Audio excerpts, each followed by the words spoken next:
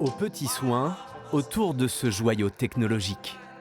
Depuis l'accident de Monaco, le Team Rapha doit composer avec un bateau de remplacement jusqu'à présent moins performant. Pour le dernier Grand Prix à Miami, le staff technique ne veut négliger aucun détail. Par sécurité, on change le foil arrière parce que c'est des pièces qui ont beaucoup de charge, qui ont beaucoup d'efforts et pour la garantie et vu l'enjeu de la course, on préfère en mettre un neuf. Pendant ce temps, les pilotes alimentent les contenus des réseaux sociaux. Ou comment allier divertissement et pédagogie pour faire connaître l'E1 Series. Je me suis pas... C'est la dernière course du championnat du monde. On est actuellement 2e au championnat. Je vais essayer de vous partager l'ensemble du week-end et essayer de vraiment vous faire découvrir tout ça. This is Tom, the one with the most contagious laugh on the whole team. All to stress your team.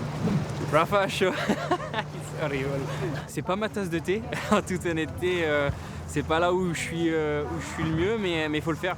Et c'est difficile d'être sollicité par tout l'aspect médiatique et de dire les bonnes choses au bon moment. Il y a des choses qu'on peut pas dire, tout ça, donc il faut faire attention. C'est tout nouveau, on apprend et c'est sympa.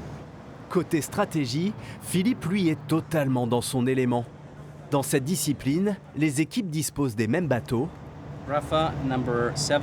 Les hélices sont tirées au sort avant chaque Grand Prix, mais peuvent être changées en cas d'imperfection. Check. À chaque fois, on check minutieusement puisque c'est la boîte de vitesse, c'est les pneus, c'est tout par rapport à une voiture, donc c'est un élément important. Vigilance ou fausse piste, la compétition entre les directeurs sportifs est déjà lancée.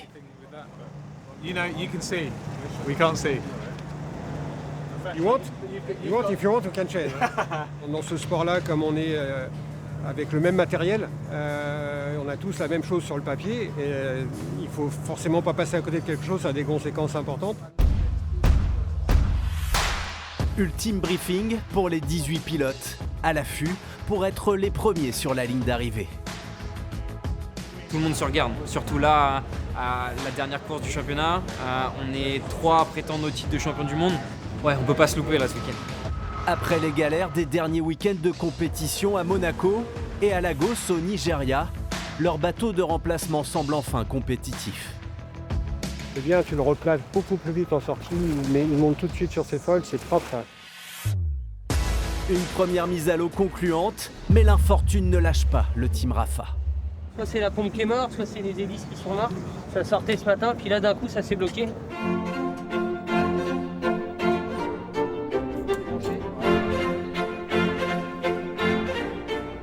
On cherche là, on sait que c'est dans le circuit de refroidissement, mais on ne sait pas encore exactement où, donc on cherche. Ça fait partie intégrante des sports mécaniques. On est en permanence en train de se battre avec du matériel, avec des prototypes qu'on découvre tout le temps, qui sont en perpétuelle évolution. Et là, on n'est même pas sur l'eau avec eux. Pas eu un week-end de course. Il se passe correctement. À pied d'œuvre, mécaniciens et ingénieurs entament une course contre la montre. Demain, la compétition commence. S'ils ne sont pas sur l'eau, les pilotes devront dire adieu au titre de champion du monde.